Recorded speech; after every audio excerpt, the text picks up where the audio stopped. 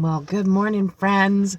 I am here this morning at the dock, and as I'm sitting here, I'm watching actually the blackfin. They're loading up this morning. It's the first time I've actually watched them bring the skiff out and then climb onto the blackfin. So they have like the little skiff that there's like four of the little employees that come out, and then they climb up the little side ladder and then get to their business and then take it out. So this morning I'm here and I got to watch them.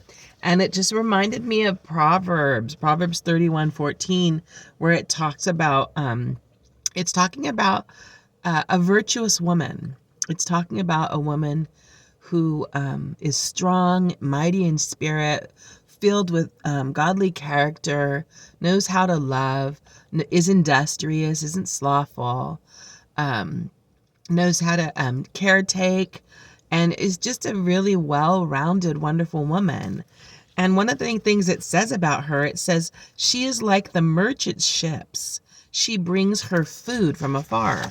Now, you think about like palaces or king's palaces where they're getting caviar from Italy or, whatever, all these different places that are bringing all this extravagance from other nations, all this royalty. And that's for sure, right? But she brings her food from afar. That means she might have to go out and get it and gather it. So like she may have to go to the market every morning. Where like us, we just get up and go to our refrigerators. Back in the day, they wouldn't have refrigerators. So there's different ways that they had to be diligent in everyday gathering, right? Kind of like the manna, right? They just went out every day and gathered what they needed for the day.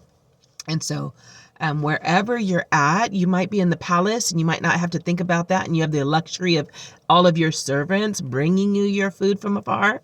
Or you might be the one that has to go and gather. Or you might be the one who's working the field to produce the food, sowing the seed, gathering, harvesting.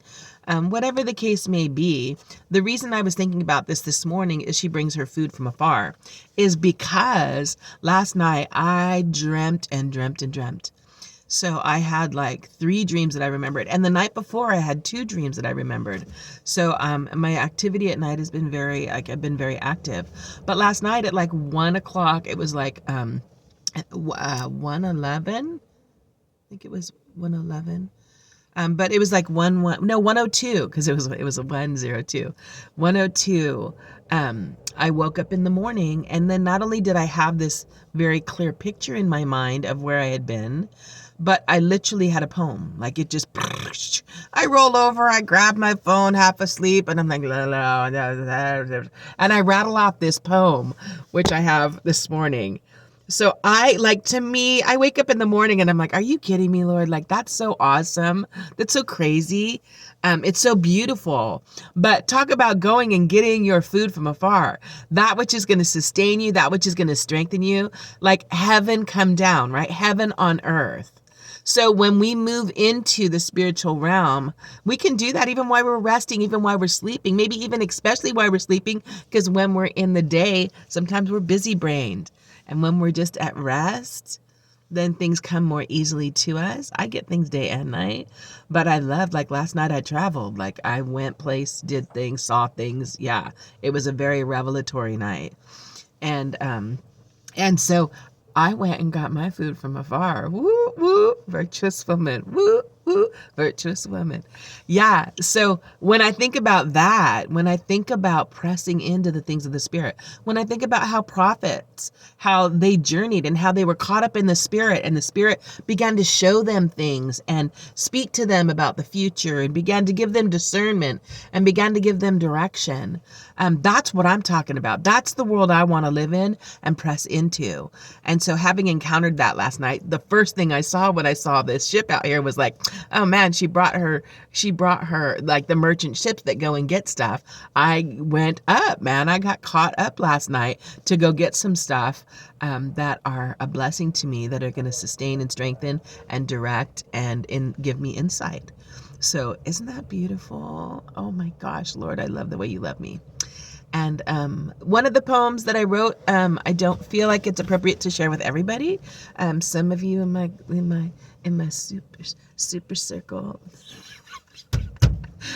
I might share that with you on the right time and the right occasion.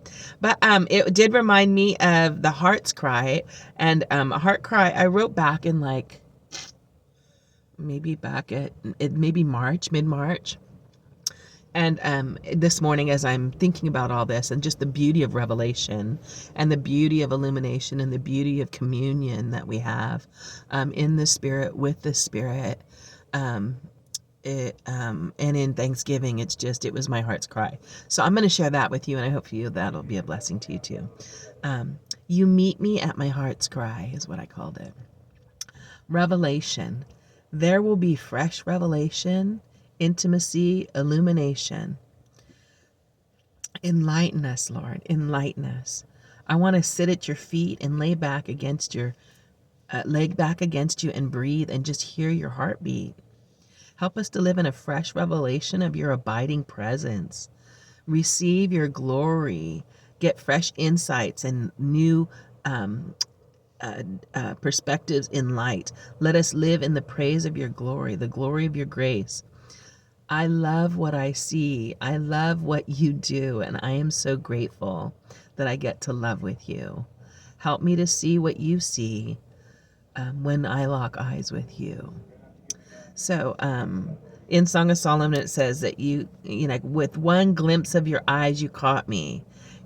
So I mean, you who have like a sweetheart, or have a husband, or have someone that you share life and do life with on the regular, there are looks that you can give without speaking, right?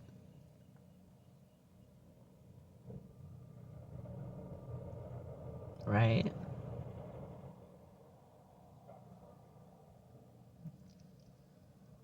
So our eyes speak. They're the window to our souls.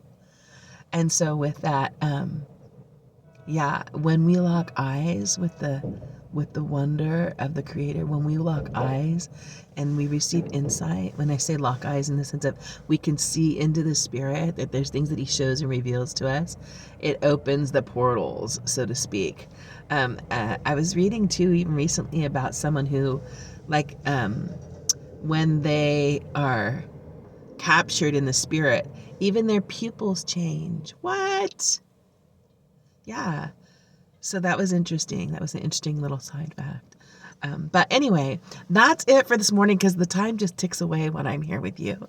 But I hope you have a wonderful day. Have a great and glorious, full of light and power and wonder and awe and childlikeness.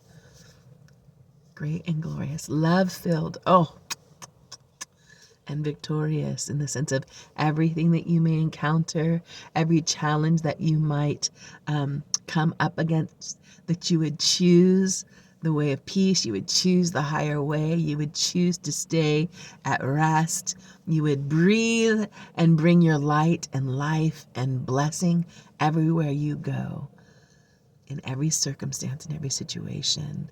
Blessings to you, my friends.